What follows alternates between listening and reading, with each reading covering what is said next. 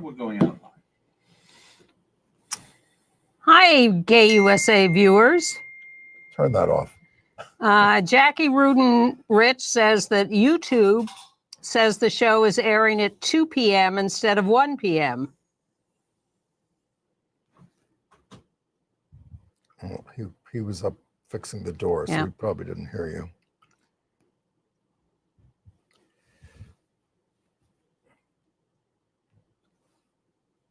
Are we on MNN? Can confirm we are live. Okay. We are live, and we're going. Ready? Go.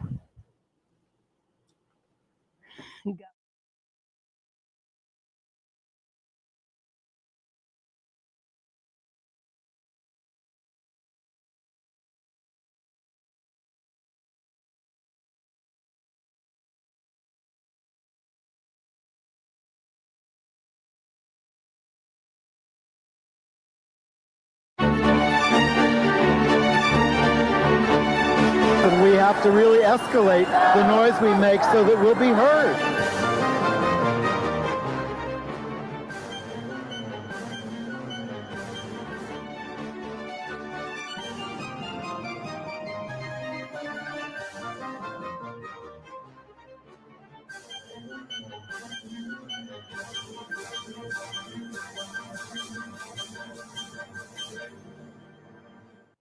Welcome to Gay USA. I'm Andy Humm. I'm Ann Northrop. Welcome back again, Ann. I'm still here, still alive, still recovering from my double mastectomy, but doing well. And I just want to say I appreciate the lovely notes I've gotten from viewers, both offering me sympathy and support, but mostly the ones I love are the ones who say very sincerely, you're right. I am going to go get this test or that test. It's not just breast cancer, of course. It's prostate cancer. Whatever you need, go get a test because it's much better than not getting a test.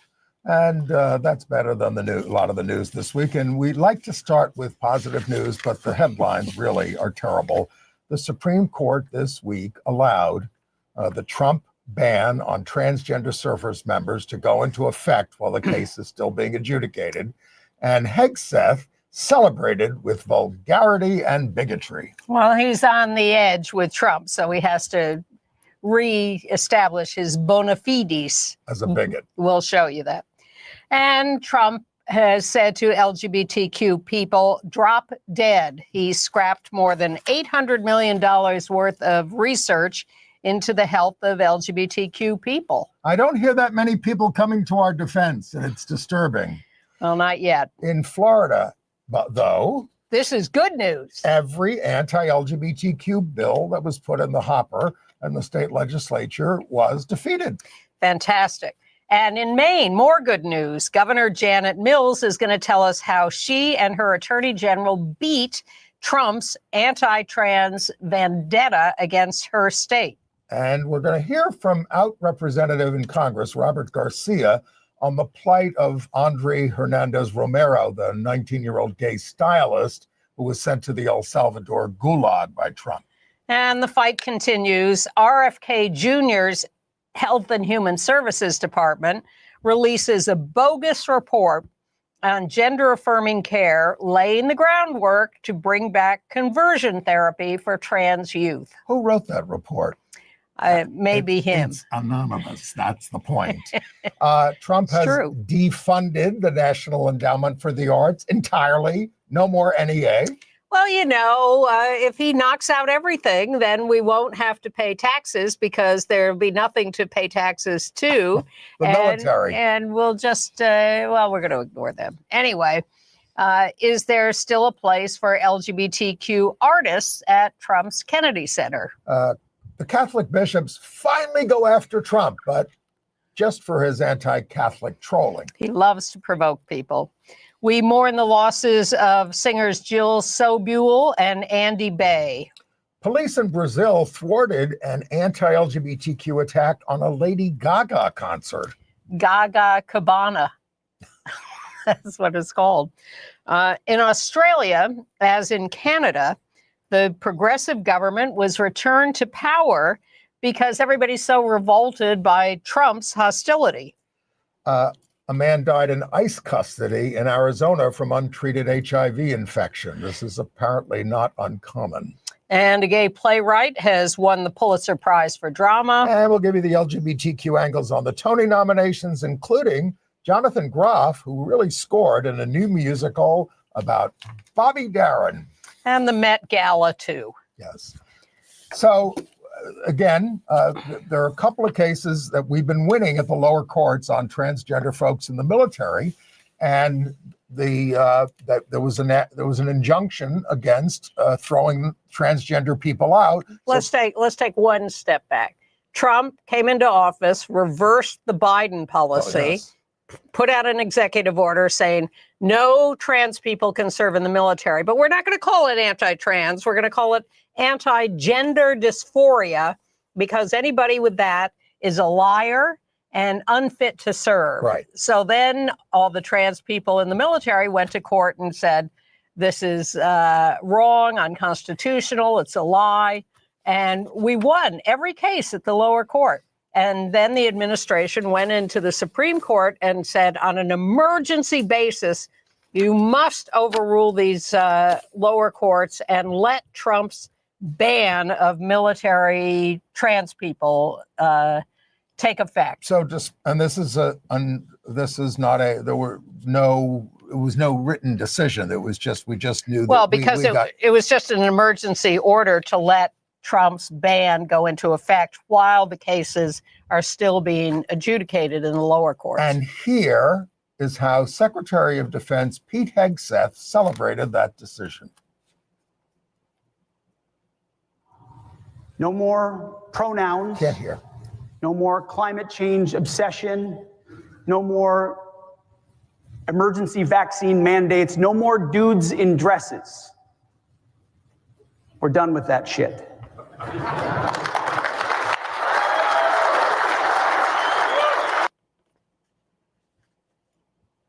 And I'll just say to the control room, we're not hearing that, so let's turn the sound up. Glad Law, which handled one of the cases, said, wait a minute, we want an injunction to continue in another case because of the animus that Hegseth just showed, and that was not addressed in the other case in the emergency order by Trump. Well, there are no details in the Supreme Court decision from either side, from the six and the majority, who said we're lifting the ban on Trump's order, and they can go ahead and start throwing trans people out of the military. No written decision on why. And the dissenters, the three liberals, did not have a written decision either. But all of this is about the majority saying that the military has the special right to make its own decisions, that what they are doing may be discriminatory on its face against trans people, but the military occupies a special place in American life, and they have the right to make those decisions. Of course, except for the fact that they've been serving honorably for a long time now. Well, of course. Since the Biden administration, they've proved themselves. We have pictures of three of the plaintiffs. They are Nicholas, from left to right, Nicholas Talbot, who's a second lieutenant, Major Dr. Olivia Stellick, who's a West Point graduate, and Navy Commander Emily Schilling. These are all very brave people doing great work for the United States of America. And now they're just being told, along with 4,200 other transgender people, at a minimum, you're out. And it's not that their colleagues in the military are complaining about them. This is just about bigots on high. But here's the important thing.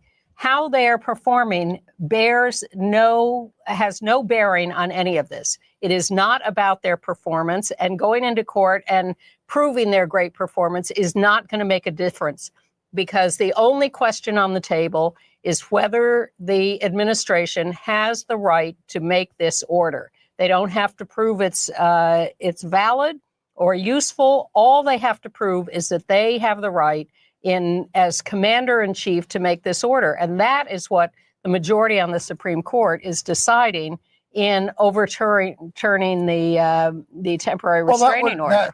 It sounds like they're sunk. at this Very court. possibly. Very possibly. I mean, my God, the other big thing, the Supreme Court, I heard that case about funding for religious schools this week, and it looks like they're just going to, we're going to have full funding of religious schools in the United States of America, ending the separation of church and state entirely. I would say that's a slightly different angle, but it's really important that people understand that the military has a special place in American life and is given the right to do things that no other institution can do. Okay. The question will arise, does the Trump administration have the right to slash almost any kind of research at the NIH dealing with LGBTQ people, 800 million worth of research? I mean, this is like they really want us dead. 669 grants they canceled, nearly half of them related to LGBTQ health. They complained about radical gender ideology being as what these grants were, the research, radical gender ideology. Artificial and non-scientific categories, including amorphous equity objectives. God forbid, we should look at health disparities in this country and try to do better for the people who are being more impacted. No, that is exactly contrary to how this administration operates. They don't want to look at any disparities. They want to claim that we are all already equal, and any research or programs except for trans in the military, they're not equal. No, they are liars, and so they must be thrown out. All right. But this canceling of grants and research also includes housing assistance for people with HIV. HIV research has been hit particularly hard. There was one that laid the groundwork for the use in adolescence of a medication regime that could prevent HIV infections. No, I mean, there is going to be a huge resurgence of HIV in the United States and, of course, around the world, where we have abandoned all the countries that we were helping keep it under control. Now, here's the one good part of this. This is all part of the budget proposal from Trump and his OMB director, Russell Vought, of Project 2025 and the Heritage Foundation that we've been talking about forever. When Trump submitted this, or when the administration submitted this budget to Congress, congressional Republicans were appalled. They may not approve of all of this. I mean, Trump may beat them into submission. God knows he's done that on everything else. But there's pushback already. Some of this stuff may be restored. And for those of you who are not LGBTQ, Brittany Charlton, who is a professor at Harvard of Public Health, she's been canceled, her grants. She said, ending research on disease threats to gender and sexual minority groups would inevitably rebound on the entire population. When other people are sick around you, it does impact you, even if you think it doesn't. Well, and also, as you cut various parts of the population out of existence, basically, or out of recognition, the pie, or the group of people who are recognized as legitimate, is going to get smaller and smaller and smaller. And I want to know when those of us who've been cut out are going to, because we vastly outnumber the people they want to preserve, when are we all going to rise up and get rid of them? Well, there certainly is a pushback on these massive Medicaid cuts that they want to make. Oh, yeah. Including from people like Josh Hawley. Yep. And Laura Loomer, the nutcase, who was a close advisor to Trump. So they're saying, this is your base that you are cutting off, and you better not do it. All right. Let's move on to Florida. Well, I have one little side note from the administration that sort of was interesting. Too, okay. We can do them or not, but someone analyzing the moving of Mike Waltz, who was the security advisor to the UN job, someone who was writing about it said this was the emasculation of Mike Waltz. He has now been assigned to the girl job of UN representative, because like 8 out of 9 of the last UN reps have been women. Interesting. From Madeleine Albright to Condi Rice to, on and on and on. And You'd that's have true. to go back to Adlai Stevenson to find Before a you get guy. a man. No. I think Madeline was the first, but there's a long list. So now they're all sneering at Mike Waltz for being given the girl job. Well, I mean, frankly, we're pulling out of the UN essentially, and What's the point? Why does Mel move its headquarters out of New York? So in Florida, got a picture of Nadine Smith there. She runs Forever Equality Florida. A hero. Every anti-LGBTQ bill there was defeated, including one that would have banned pride flags flown on government buildings.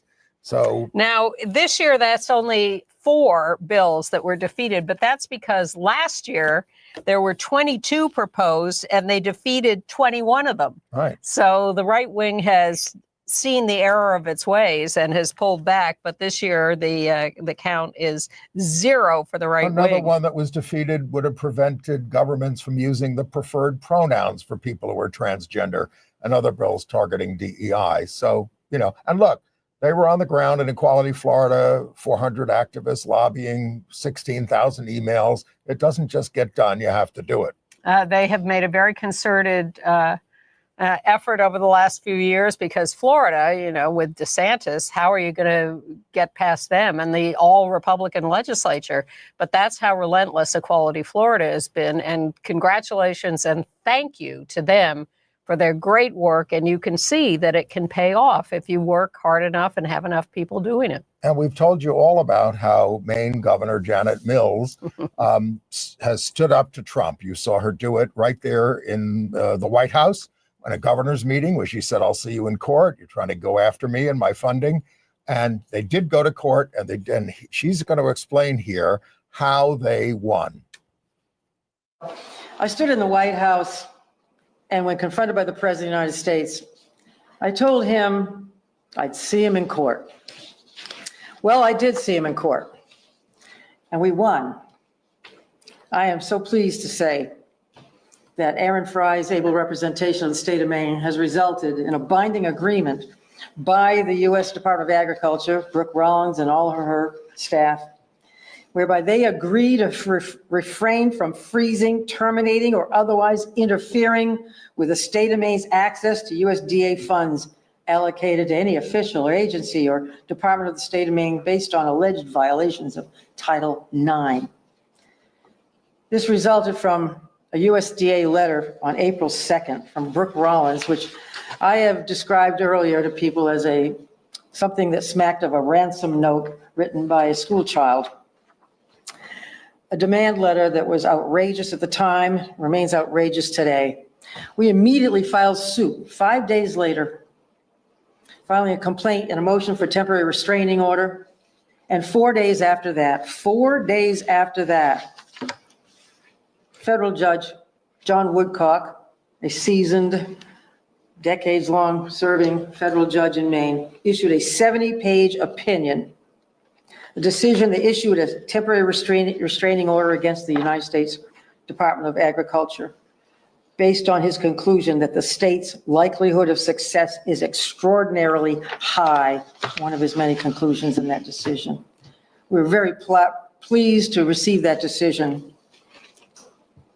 And now, on May 2nd, just 1 month after the USDA's letter, the USDA has backed down and they have agreed to stop freezing funds for the school lunch program that feeds 172,000 kids in Maine.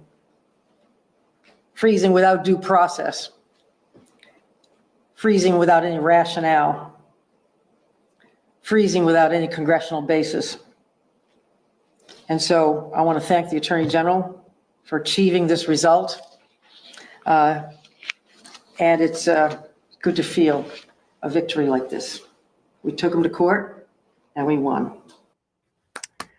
The Democrats have a strong bench of governors out there. Yes. Each week, whether it's J.B. Pritzker or Maura Healey in Massachusetts or Janet Mills in Maine, and we could name half a dozen more. And the ones who are not acting like her need to start acting like her. Absolutely. Instead of like Kathy Hochul in New York saying, "Oh, we'll name Penn Station after you if you give us $1 billion." God, don't try it. Well, I would put her in the middle ground somewhere. There are worse. Of course. Yeah. But thank you, Janet Mills. Thank you to Maine for standing up. And thank you, Arizona Governor Katie Hobbs, Yeah. Democrat. She vetoed 3 anti-transgender bills that were passed by Republicans in the state legislature, restricted trans Arizonans from updating their gender markers on their birth certificates. She said, look, this bill's not going to lower any costs. It's not going to increase opportunity. It's not going to enhance security. And I encourage the legislature to focus on real issues. And she is determined to flip the legislature, as they did in Michigan, and make it Democrat. well, and you can do it in what has been a red state, Arizona. I mean, we've had some Democratic wins, but Arizona is a tough state, and she is standing up and talking directly against them. It's fabulous. And we've been telling you all about the plight of this gay stylist from Venezuela who was supposed to come here to San Diego to get his green card or whatever, and he gets thrown into the El Salvador gulag because he had some tattoos on his arms that some right-wing nut didn't like. Probably didn't like it because he was gay. And so he got thrown in. So Robert Garcia, out gay congressman from Long Beach, California, spoke on the floor of the House of Congress about this. Of due process, not just now for U.S. citizens, but for people that are here, whether it's a legal status or because they've been invited to this country to apply for asylum. Now, we've heard tonight, and I want to go ahead and speak a little bit more about Andre Romero, this young gentleman right here. He is a gay hairstylist, makeup artist who came to the United States with an asylum appointment. The United States government gave Andre an appointment to show up to the border so that he could claim asylum using our process that we created. He shows up with his appointment, and what happens? He gets interrogated through the process. His initial screening is positive, and then he essentially gets taken at the border from that screening directly to an El Salvador prison in a country he knows nothing about, and in a process that eliminated his right through the court and due process asylum system that we've created in this country. What kind of America is this, where we are doing this to people that are seeking asylum? We're sending them to a foreign prison. And I want to note, Andre's family describes him as someone that is sweet, that's kind, that's gentle. And yet we're sending him to a notorious prison in a very vulnerable position. I also want to note that folks, an agent said, oh, well, he has some tattoos. Yes, he has a crown tattoo reflective of a festival back in his home city and state in Venezuela. It has nothing to do with gangs. He's never been convicted of anything to do with gangs. But because an ICE agent, who was, by the way, a disgraced former police officer, made these claims, Andre is now in a foreign prison, and his family and his lawyers have not heard anything about him in weeks. And we still don't know anything about how he's doing. Garcia went down there to El Salvador. We had a little demonstration in New York about it, but not enough is being done. He was on 60 Minutes, Andre's case, but it's still, and he's got a good lawyer and she's working on it. But I have to say, it still warms my heart to hear the words gay hairstylist, makeup artist on the floor of the House of Representatives. Yes. Very nice. And Robert Garcia, another great aggressive member of Congress. We need, you all need to do it. What else are you doing? There's nothing to do in Congress. Yep. All right. They just confirmed another Elon Musk henchman as the head of the Social Security Administration. Yep. Look for that to be destroyed. Okay. Now, a disturbing case in Boston. Women were at a conference at the Liberty Hotel. and we have a picture of them. Ansley Baker and her girlfriend, Liz Victor. Liz on the left, Ansley on the right. They were at a Kentucky, it wasn't a conference, it was a Kentucky Derby party. Yeah. And they're both cisgendered women, lesbians, and they go into the restroom. There's a big line for the restroom. So somebody must have complained, that's a man, go in there. And so a man goes in, this is security guard banging on the door, get out. And, when they come out, Ansley comes out. Whoever was in line who turned them in said, they're in the stall together. No, they weren't in the stall together. Get him out of here. He's a creep. Yeah. See, this is the stuff they're all pumped up with from Yep. watching Fox News Yep. 24 hours a day, is that, trans are taking over and you got to stop them and you have a right to yell and scream at them and beat them up. So at first they tried a cover story or something at the hotel, and finally they admitted, this is terrible. They suspended the security officer, and they're going to train everybody. And the hotel apologized to Liz and Ansley, which was, of course, the right thing to do.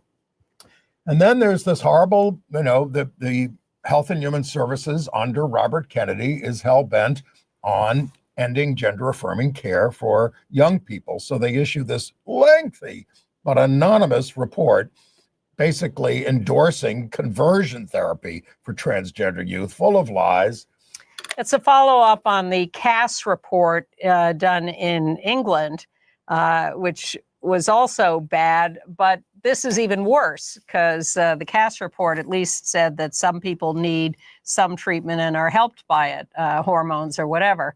But this report out of HHS here says none of that should be allowed. There should be talking therapy, and talking therapy is their code word for conversion therapy. But the idea that this was written anonymously with no names attached. And boy, did they get it done fast. It's a report on treatment of gender dysphoria in children. This is their new favorite phrase. That's why they're throwing people out of the military. It's why they want. You're sick. Yeah, you're not just misled. By the way, following up on your comment about Mike Waltz being put over to the UN, Yep.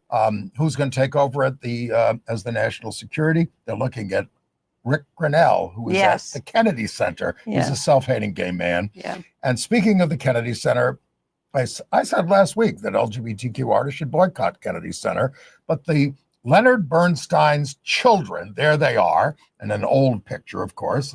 Leonard's long dead, as is their mother. This was, of course, a gay man, bisexual. And they write in the New York Times, well, I know a lot of people are pulling out, but we think by letting people hear our father's music, it will heal things for the people that, you don't have to play the Kennedy Center for people to hear his music. And these kids, these adult children, in writing this op-ed in the New York Times, refer to people, other artists pulling out of the Kennedy Center because they don't like the new Trump version.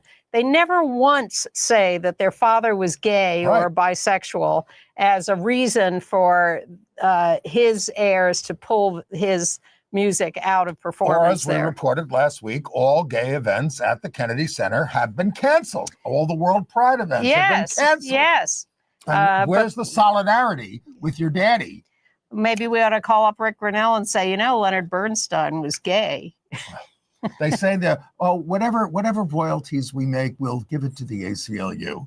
Not enough. Also, the Trump proposed budget has a proposal for the Kennedy Center to give them 6 times more money than they have been getting in recent years. Why? Because he wants it rebuilt to be more to his taste. I'm sure it'll be gold everywhere. Guilt. He wants the front pillars, which are lovely, slim pillars, to be covered with stone or marble. And where's the money for that going to come from? The total defunding of the NEA. Let's just stay with the arts. Okay. They have his budget calls for the elimination of the NEA. And excuse me for going backwards from the arts, but the HHS report on treatment for kids with gender dysphoria is at the same time that the budget has terminated real research on treatment. This was supposed to be a report analyzing treatment options, but they have canceled all treatment for kids.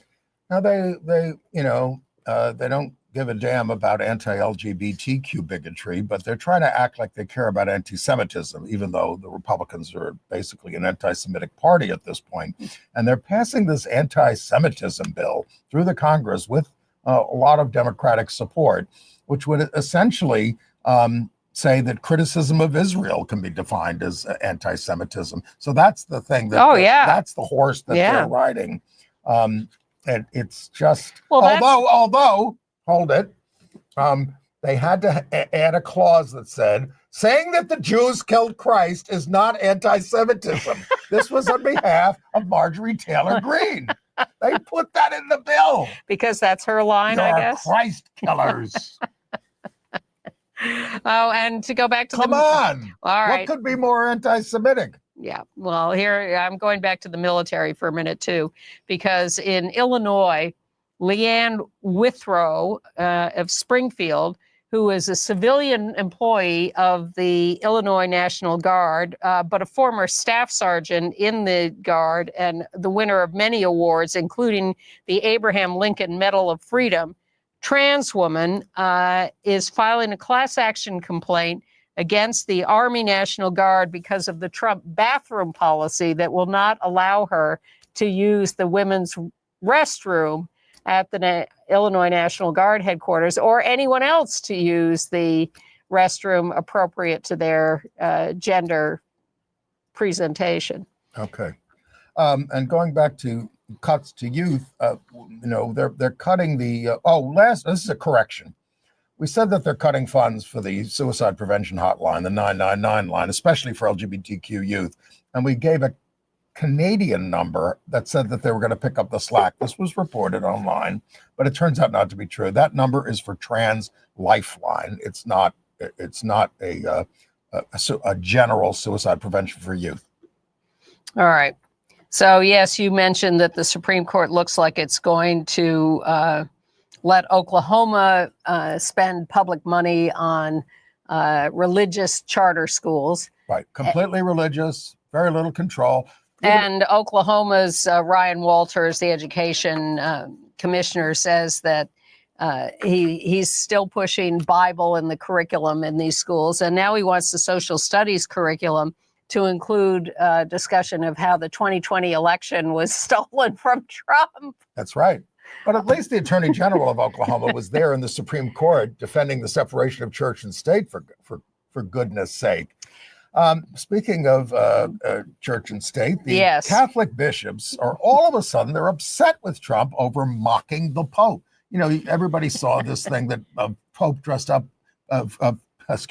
Trump dressed as the Pope, which he put out, which the White House put out. And so the Catholic Bishops' Conference in New York said there's nothing clever or funny about that image. We just buried the Pope.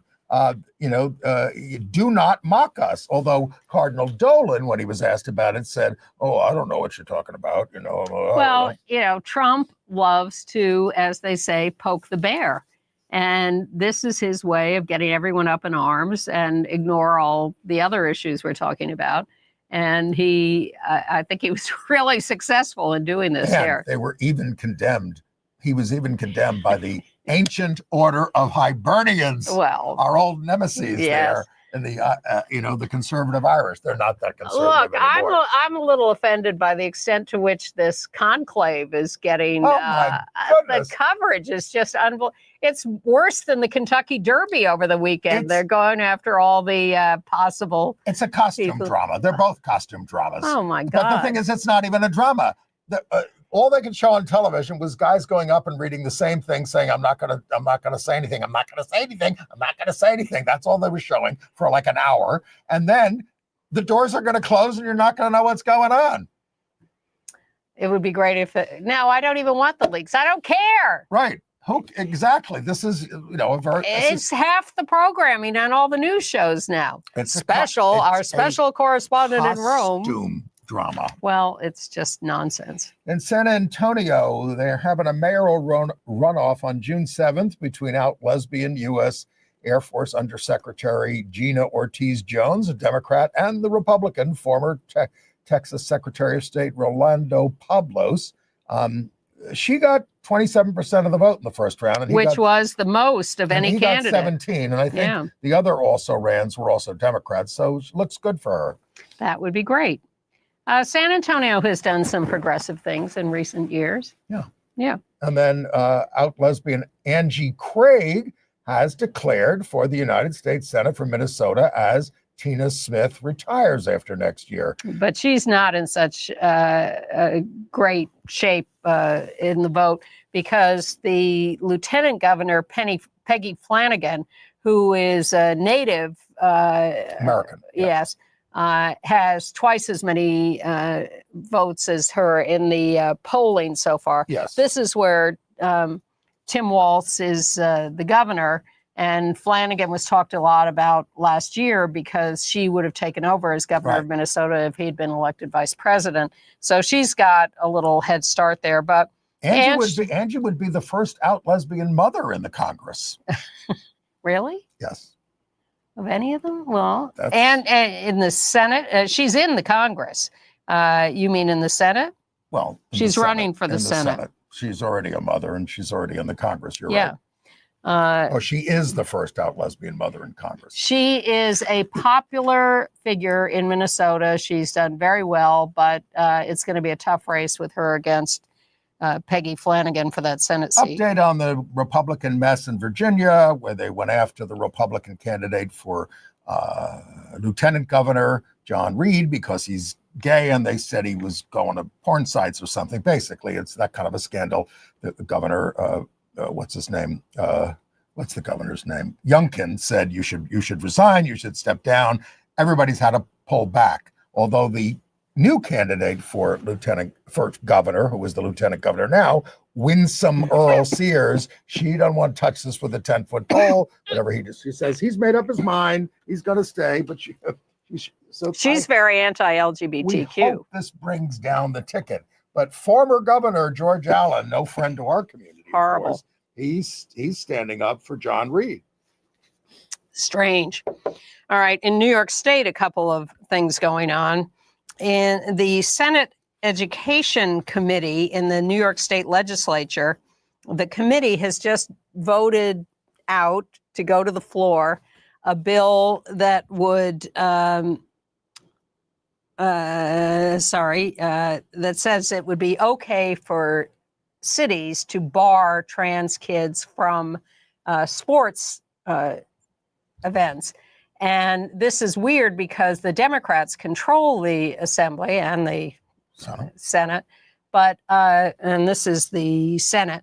But 3 Democrats voted with 5 Republicans to get this bill out onto the floor.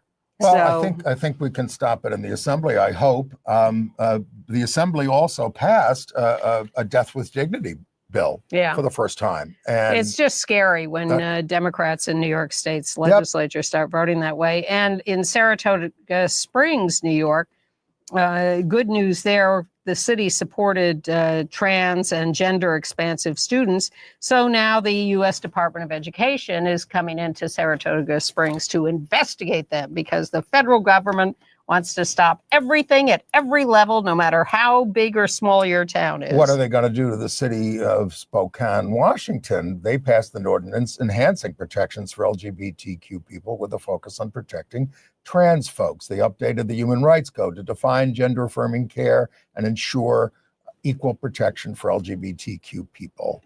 And what are they going to do to the city of Salt Lake, where the nicely progressive mayor there, Aaron Mendenhall, has found a workaround for the state legislature passing a law saying only city flags could be flown. Right. And she said, okay, so we're going to have city flags that are incorporating Juneteenth imagery for our Black citizens, rainbow flags for our LGBTQ citizens, and specifically trans flags for trans visibility. Well, that's our form of rebellion. When the South rebelled against integration, they put Confederate symbols on all their state flags. It's true.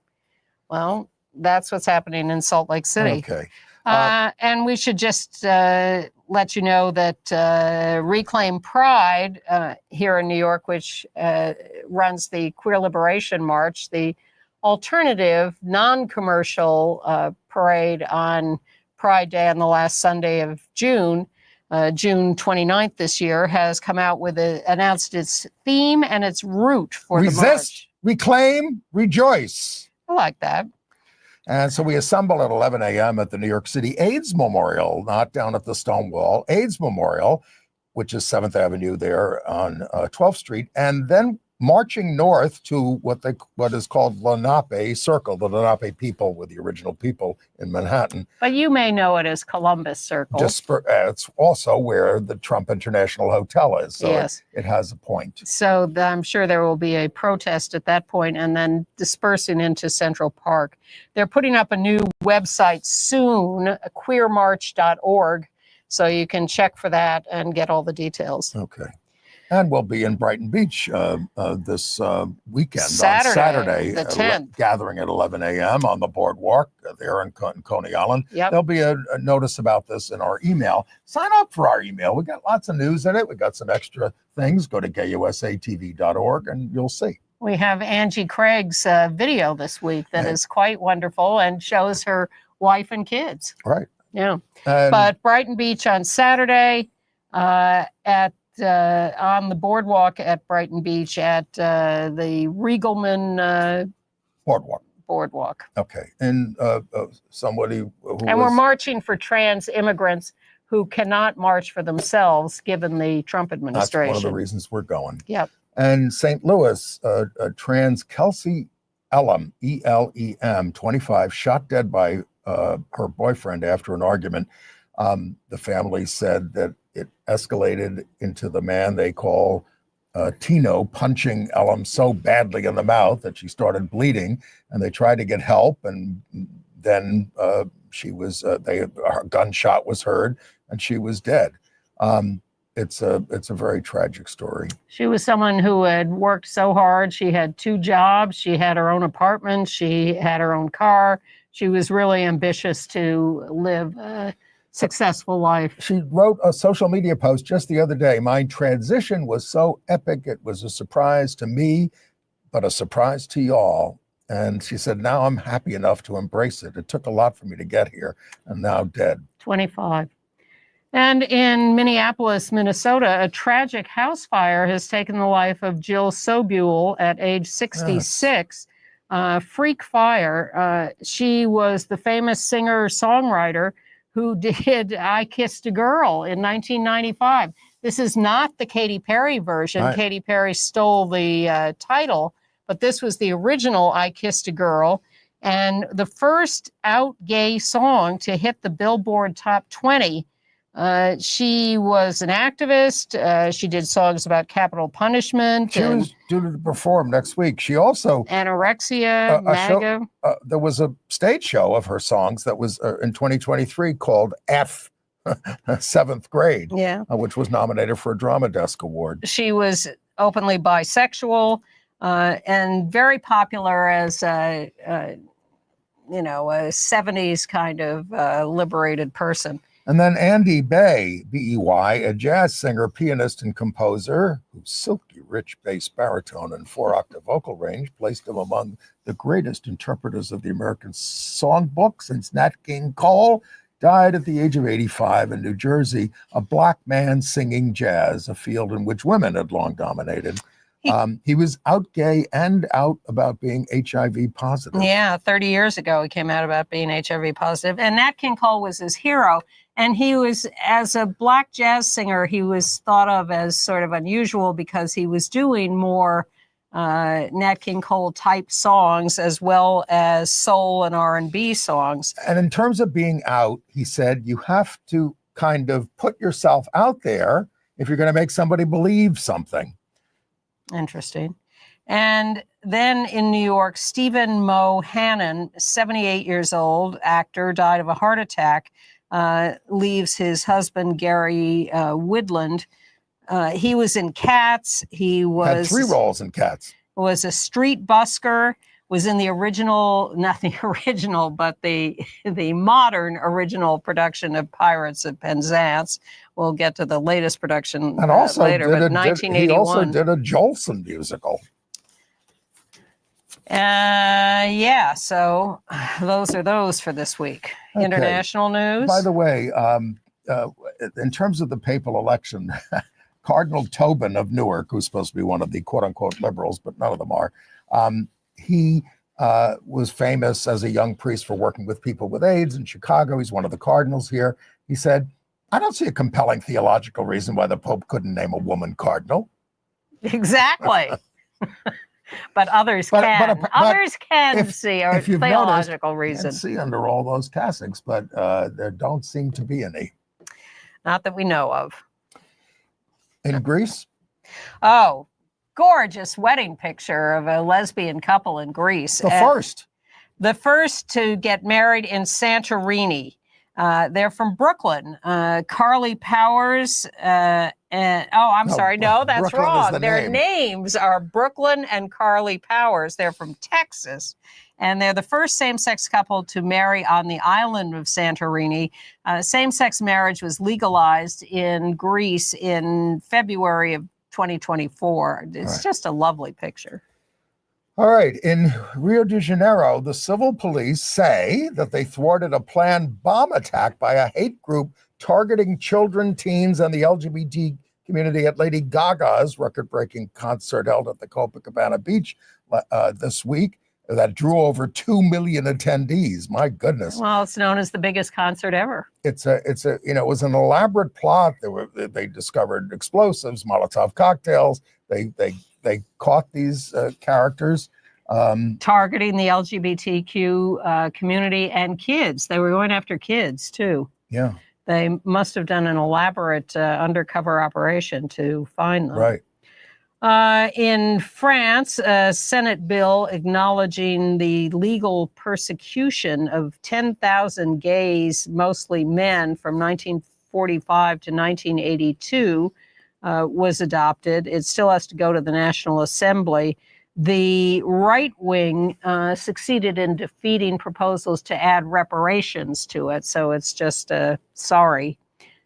No. And the English Football Association has now banned trans women in soccer, or what they call football. I mean, they'd been fine with it. The players had been fine with it, but they're all, I would say, taking advantage of this decision by the High Court, which says, no, trans people aren't covered by as women under the Equalities Act, but that has not, they're not supposed to discriminate against trans people, and that's what they're doing. Well, a trans judge in England is going to appeal that Supreme Court decision to the European Court of Human Rights. And then in Australia, as in Canada, the progressive candidate for prime minister won, Anthony Albanese. He was reelected, getting what they call a Trump bump. The opposition leader, right-winger Peter Dutton, lost his own seat in Canada, in Australia, as the guy who was the opposition leader in Canada did. Unlike Trump, this guy Dutton was gracious enough to say the result was historic for the Labour Party. He congratulated the woman who beat him, who defeated him in his seat. Great. There's a report that in Quebec, Canada, schools are regressing on LGBTQ issues, especially boys, that the clubs, like the Gay Straight Alliance clubs or whatever, are diminishing, fewer participants, none in some places. What do they attribute that?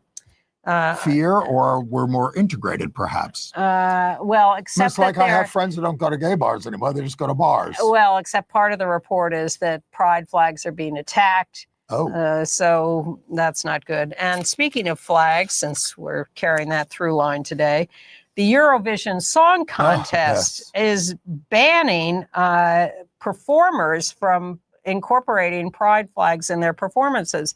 The audience can wave pride flags, but not the contestants. So after Germany designated the right-wing party there as extremist, Marco Rubio, our Secretary of State, said that the classification is tyranny in disguise. Oh, for God's sake. I mean, they want to root. They know what happens when you let extremism get out of control in Germany. Look, forget that. They are doing nothing but censorship all day long in this country, getting rid of trans people, LGBTQ people, Black people, women. They're just cutting everybody out of everything. And then they have the gall to complain that a right-wing fascist group in Germany is being controlled. How long before what we do on this show, and of course on many other programs, will be said to be hurting children and must be stopped? I'm sure there are people who think that already. But we like to think we're enhancing people's And we appreciate lives. our young viewers and our older viewers and our Everybody. gay viewers and our non-gay viewers. All right. In AIDS news. A man who died in ICE custody this week from complications for untreated HIV could have been helped with routine blood tests. They just don't do this. Now, apparently the person didn't present about it. Yeah, Ethiopian undocumented immigrant, 45 years old, awaiting deportation. And now we're going to deport people to Libya. Yes. Gaddafi's dead. Yes. It's like, when they tried to do this in Britain, where they were going to send them to Rwanda, to some at least halfway decent places, but that was stopped by their high court. Yeah. Our high court is saying, go get him out of here. And the abortion pill case, the Trump administration pulled back on that. Yeah. But I think they're just laying in wait for a better way to bring the case. Maybe. I couldn't bear to read the details. I did. Thank you. I'll get around to them. They're looking for a stronger way to ban the pill. All right. Because they control the FDA now. So all they have to do is just declare it's no good anymore. We will now move on to the Tony nominations. Well, I mean, let's start with the fact that Brandon Jacobs Jenkins won the Pulitzer Prize for Purpose, a play I like very much. On Broadway. And a Tony nomination. And he got a Tony nomination for Best Play. And then I also saw out Jonathan Groff, who's nominated for Best Actor in a Musical for Just in Time. And he's really, you're in a nightclub with Bobby Darin, and it's a tour de force. Bobby died at 37 in 1970. Oh, those sharks, baby. Dated Connie Francis and married Sandra Dee. It's at the Circle in the Square. It's turned into a nightclub to great effect. I had a great time. And then the other Tony nominations. One of the also rans for the Pulitzer was Cola Scola from O'Mary. And O'Mary has been nominated for Best Play, and Cole for Best Actor as Mary Todd Lincoln, and Conrad Ricamora as gay Abraham Lincoln. It's amazing to me. I mean, first of all, I was surprised. I love the show. I love Cole. I love them all. But I couldn't believe it moved to Broadway in the first place. Right. And then that it was a hit on Broadway. And now that it has all these Tony nominations. Cole was interviewed on CBS Sunday Morning this week. And there's a longer version of it that I'm going to link to. It's a half hour version of this interview where I will just tell you a wonderful explanation of the use of pronouns that they use. Good. I like the interviews where he's asked, so did you do a lot of research to play Mary Lincoln? And he says, I very deliberately did no research. Yes. Mo Rocca, by the way, at CBS Sunday Morning, who's out gay, did the interview. And then out Brooks Ashmanskas, who was terrific in almost everything he is, as nominated for Best Featured Actor for Smash. And out Taylor Trench was nominated for Featured Actor in a Musical in Floyd Collins at Lincoln Center, which I also liked. And I thought Taylor was sort of the heart of the show. And then Cara Young, who's at the center of this picture from Purpose, with the crowd scene, little family scene. You got it up there, maybe. Yeah, there it is. That's Cara in the middle. She's nominated for Tony Award for Best Featured Actress in a Play as a queer character. And the others are all nominated too. This is her fourth consecutive nomination, and she won for Pearly Victorious in 2024. And I just want to alert you that Yellowface, which I also loved, it's not on Broadway anymore. It got some nominations. It's going to be on PBS on May 16th, so you can all see it. And Kimberly Bellflower was nominated as the writer or a writer of John Proctor is the Villain, which is a takeoff on The Crucible. And the Tony Awards are going to be from Radio City Music Hall, hosted by out Cynthia Erivo. Mhm. And that's going to be Sunday, June 8th at 8 o'clock on CBS. More on her in a moment, but tell us what you thought of the new Pirates and Real Women Have Curves. I like more traditional Gilbert and Productions. Sullivan. Me but too. David Hyde Pierce, who's there in the center, out gay actor, sort of fulfills that. The others are good, and the other shot that I have there on the you have Jinx Monsoon and out trans actor there on the right. In the role. It's a mashup of Gilbert and Sullivan songs. It's not even all Pirates of Penzance. So not my cup of tea, but I had some fun with David Hyde Pierce. And then Real Women Have Curves is on Broadway as a musical. And you may have seen the movie. It's a very winning cast and a moving story about undocumented immigrant women working in an LA sweatshop in the Reagan era. It couldn't be more timely, and I hope it melts some hearts. Have you seen On Swift Horses, the new gay male movie that's on? No. I think it's streaming, but the Daily Beast calls it one of the best movies of 2025, and with incredible sex scenes. What's it about? Two gay men. Okay. You think that's all we do? All right. We also go to fashion shows. At the Met Gala, the theme was Black Dandyism, and Coleman Domingo was one of the organizers, and there he is. He said, no one has taken the time to say that the Black Dandy is a revolution. And I heard Al Sharpton, who was at this thing, say, Black Dandyism was kind of a rebellion that we did when we weren't allowed to express ourselves. So on the left, go back to Coleman. On the left is his outer garment, a tribute to Andre Leon Talley, and then he took that off and has that gorgeous suit underneath. And then some of the other people who were there, Janelle Monáe. I'm sorry we're not showing her outer garment, but which looked like a box. Then you take it off, and there's that gorgeous outfit. Sha'Carri Richardson. Sha'Carri. Yeah, Sha'Carri Richardson. There she is, the runner.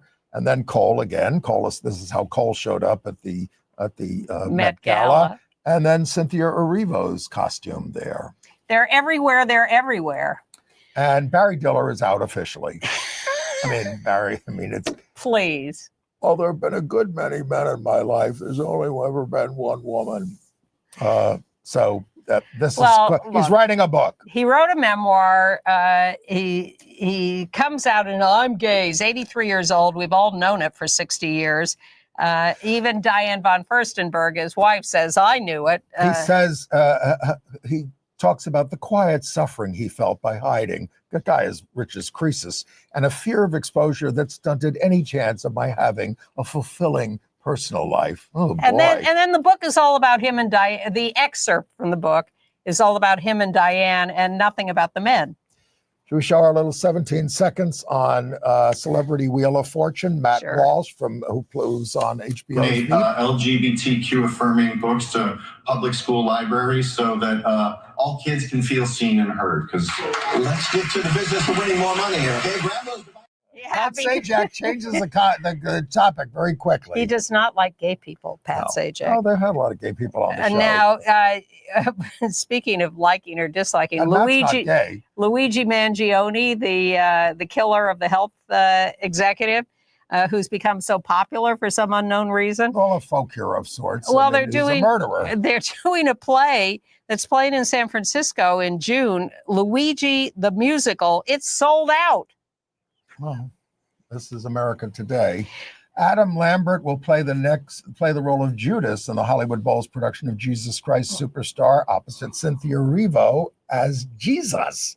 That's going to be August 1st to 3rd. And so we're going to be in Brighton Beach on Saturday at the Brighton Beach Pride March. And then if you're not going there, you can go to the Rainbow Book Fair at the LGBTQ Center here on West 13th Street. It'll be on from noon to 6 p.m. So you can actually do both. Queer Resistance, no stopping us. And I'm going to put in our email. I had never watched Mid-Century Modern. I don't have Hulu, but we got a blooper reel. It's bad. That's it. See you next week. The blooper reel.